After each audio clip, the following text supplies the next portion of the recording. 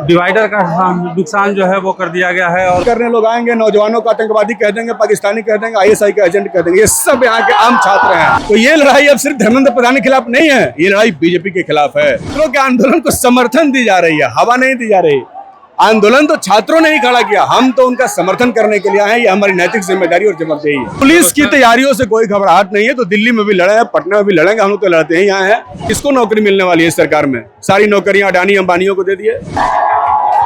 दिल्ली के जंतर मंतर की आग अब राजधानी पटना पहुंच चुकी है। पटना के डाकबंगला चौराहे पे हम हैं। यहाँ पे देखिए किस तरीके से हजारों छात्र जो हैं वो सड़कों पे उतर गए हैं और लगातार मोदी सरकार के खिलाफ, शिक्षा मंत्री धर्मेंद्र प्रधान के खिलाफ जो है वो नारेबाजी कर रहे हैं।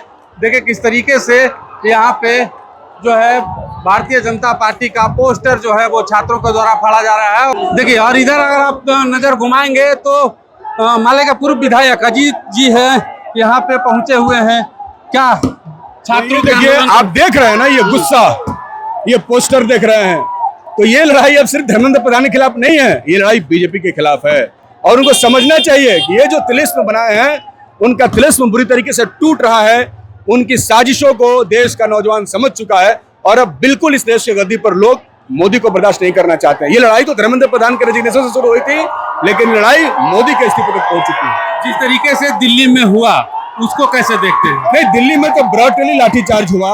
22 दिन अनशन पे लोग बैठे थे, सरकार का इंतजार कर रहे थे कोई आए और बातचीत करे, लेकिन कोई बातचीत करने के लिए तैयार नहीं था। तब जाकर के 20 को नौजवान जुटे और तब उनके पास भयानक लाठियां चली। सरकार क्यों बातचीत नहीं करना चाहती? हमारे पास संवैधानिक राइट है, हम प्रदर्शन कर सकते हैं। सरकार के लोग आके हमसे बातचीत करें, वार्ता करें, लेकिन अगर सरकार बात नहीं करेगी तो हम कहां जाएंगे? तो सारे सड़क पे नौजवान खड़े हैं। प्रशासन का आरोप है दिल्ली में कि प्रशासन के लोग भी घायल हुए हैं, डंडे चले हैं। सरकार और प्रशासन का तो यही है, प्रोटेस्ट करने लोग आएंगे, नौजवानों को आतंकवादी कह देंगे, पाकिस्तानी कह देंगे, आईएसआई के एजेंट कह देंगे। ये सब यहाँ के आम छात्र हैं, किसी के बुलाए पे नहीं आए हैं, कोई पूरी खिला करके इनको नहीं बुलाया है। सब अपने मन से आए हैं और सब अपने अधिकारों को समझते हुए उसके लड़ने के लिए आए। मीडिया में ऐसी खबरें चल रही है कि चाइना के द्वारा जो है इस आंदोलन को, छात्रों के आंदोलन को जो है हवा दी जा रही है। नहीं नहीं नहीं नहीं, छात्रों के आंदोलन को समर्थन दी जा रही है, हवा नहीं दी जा रही।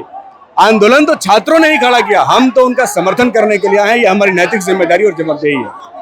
जिस तरीके से राहुल गांधी जी ने प्रदर्शन किया नरेंद्र मोदी के घर के पास, प्रधानमंत्री आवास के बाहर जाके, ये कहां तक सही था? बिल्कुल सही है। वो संसद में बातचीत नहीं करना चाहते हैं, संवाद नहीं करना चाहते हैं, तो ये सब तो होना ही है। प्रदर्शन तो होंगे। अब ये नौजवान कब कहां पहुंच जाए कोई जानता नहीं। सत्ता पक्ष के नेता कह रहे हैं कि विशेषाधिकार उनको जो है एलओपी के चलते संसद के अंदर मिला है, ना कि संसद के बाहर। सारे विशेषाधिकार सत्ता ही पक्ष को क्यों मिलना चाहिए? इन छात्रों के विशेषाधिकार का क्या है जो वोट देकर के आपको विशेषाधिकार प्रदान कराते हैं? इनके भी विशेषाधिकार हैं कि आप इनके पेपर लीक को रोकिए, परीक्षाओं में पारदर्शिता हो, इनसे बातचीत हो, इनके बातों को सुना जाए।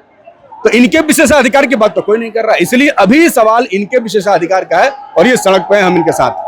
आपको लगता है कि अब समय आ गया है एक समान शिक्षा नीति देश में लागू हो जाए? हम तो शुरू से ही लड़ाई कर रहे हैं, हमारी राजनीति ही यही रही है कि सबको एक समान शिक्षा मिले, राजा हो या भंगी का संतान, सबको शिक्षा एक समान। शिक्षा के अंदर शिक्षा नीति जो नहीं है, ये जो महंगी करने जा रही है, उसके खिलाफ हम लोग लगातार लड़ रहे हैं। पुलिस के द्वारा तैयारियां पूरी हैं? हाँ, पुलिस की तैयारियों से कोई घबराहट नहीं है। तो दिल्ली में भी लड़े हैं, पटना में भी लड़ेंगे, हम लोग तो लड़ते हैं। यहाँ है, पुलिस की तैयारियां तो यहाँ पर बहुत कमजोर हो गई है। कितने सारे बैरिकेड तोड़ के नौजवान यहाँ पहुंचे हैं। अजीत जी, नुकसान तो छात्रों का ही होगा ना? नौजवान नुकसान तो उनका हो चुका है अल्टीमेट, और हो रहा है। किसको नौकरी मिलने वाली है सरकार में? सारी नौकरियां अडानी अंबानियों को दे दिए, सब कुछ तो उनको बेच दिए, श्मशान घाट तक बेच दिया इन्होंने।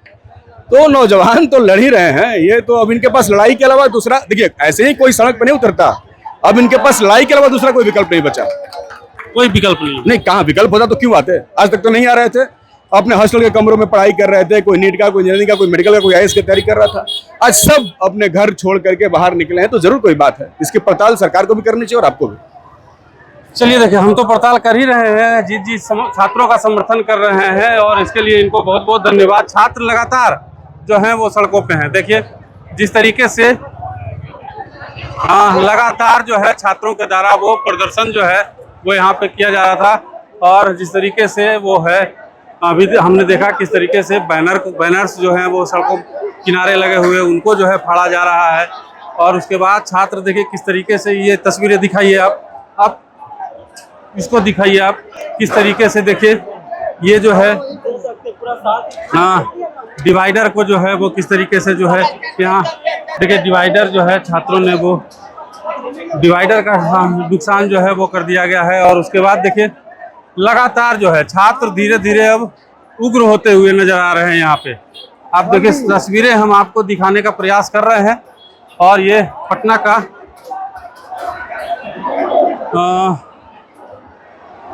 डाक बंगला चौराहा है।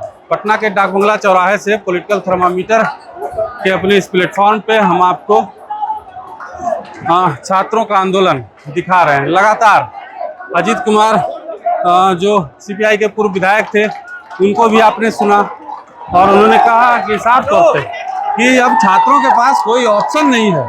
अगर ऑप्शन होता, बातचीत का रास्ता खुला होता तो छात्र जो है इस तरीके से सड़कों पे नहीं आते। देखिए तमाम लोग जो है तमाम छात्र जो है वो यहाँ पे वो यहाँ पे जो है वो पहुँच चुके हैं। देखिए किस तरीके से लगातार जो है छात्र उग्र होते हुए और लगातार प्रदर्शन जो है धीरे धीरे छात्रों का जत्था वो डाक बंगला चौराहे पे पहुंचता जा रहा है।